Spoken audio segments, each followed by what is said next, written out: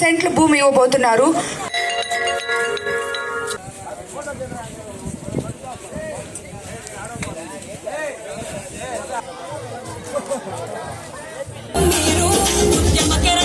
సంవత్సరానికి 2 లక్షల ఉద్యోగాలు నేను ఇస్తానని చెప్పి కనీసం ఒక్కసారి కూడా జాబ్ క్యాలెండర్ విడుదల చేయకుండా ఒక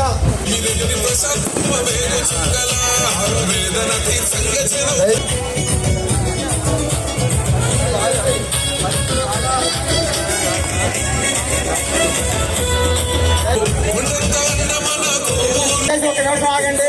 ఆ ముందు దగ్గర నుండి కూడా కొంచెం వెనక్కి రండి. పార్టీ అధ్యక్షుడైనటువంటి వేమిరెడ్డి ప్రశాంత్ రెడ్డి గారికి సైకిల్ గుర్తున్నటువంటి ప్రశాంత్ రెడ్డి గారిని మాట్లాడవలసిందిగా ఈరోజు పార్టీలో చేరడం చాలా సంతోషం.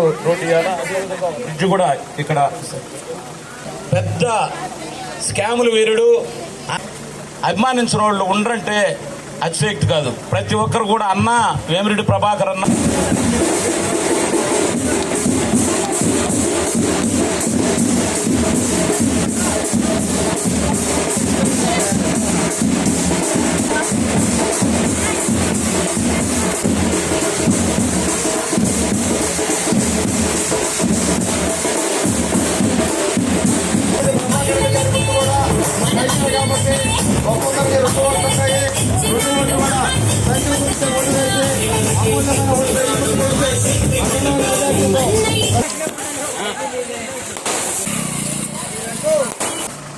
గుర్తు అయిన సైకిల్ గుర్తు మీద వేస్తారని అందరినీ కోరుకుంటున్నాను. మీకు అందరికీ తెలుసు, తెలుగుదేశం ప్రభుత్వం అధికారంలోకి వస్తే అది మీ ప్రభుత్వం, ప్రజల ప్రభుత్వం, అదేవిధంగా సామాన్యుల ప్రభుత్వం. కాబట్టి గతంలో మీరు చంద్రబాబు నాయుడు గారు ముఖ్యమంత్రిగా ఉన్నప్పుడు మీ గ్రామాల్లో ఎటువంటి అభివృద్ధి జరిగిందో మీకు అందరికీ తెలుసు. కానీ గత ఈ 5 ఏళ్లలో ఒక్క రాయి కానీ ఒక్క పని కానీ ఏదీ జరగలేదని మీ స్థానిక నాయకులు ఇప్పుడే చెప్పారు. కాబట్టి మనము సమర్థవంతమైన పాలన, ఒక పక్కన సంక్షేమ పథకాలు, ఒక పక్కన గ్రామాల్లో అభివృద్ధి, రెండు మన ఊర్లో జరగాలి అంటే చంద్రబాబు నాయుడు గారు తిరిగి అధికారంలోకి రావాలి, తెలుగుదేశం ప్రభుత్వం అధికారంలోకి రావాలి.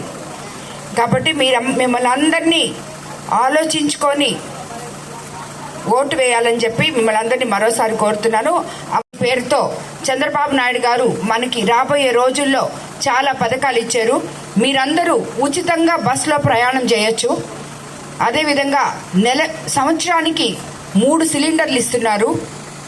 అదేవిధంగా 18 ఏళ్ళు నిండిన ప్రతి ఆడపిల్లకి 1500 రూపాయలు నెలకి ఇవ్వబోతున్నారు.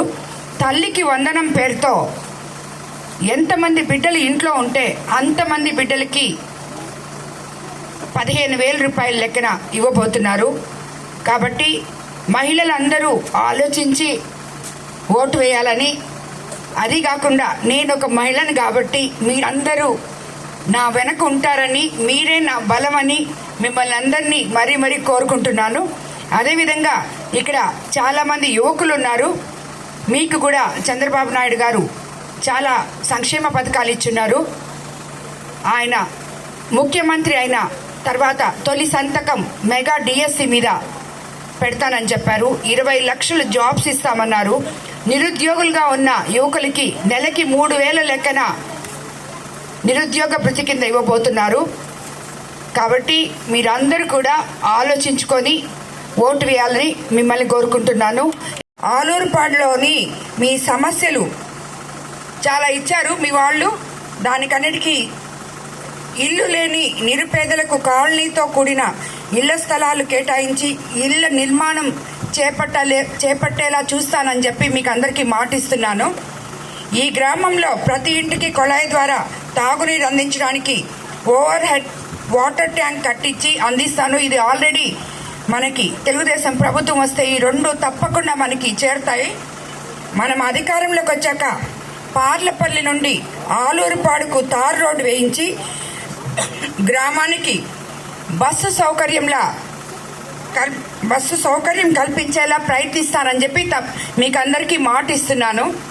మా ఊరికి వచ్చారు, వెళ్ళారు, చెప్తున్నారు ఓట్లప్పుడు తిరిగి మళ్ళీ వాళ్ళు 5 సంవత్సరాలైనా కూడా కనపడరు, తిరిగి ఓటు అడగడానికి వస్తారే అని చెప్పి. నేనైతే అలా కాదు.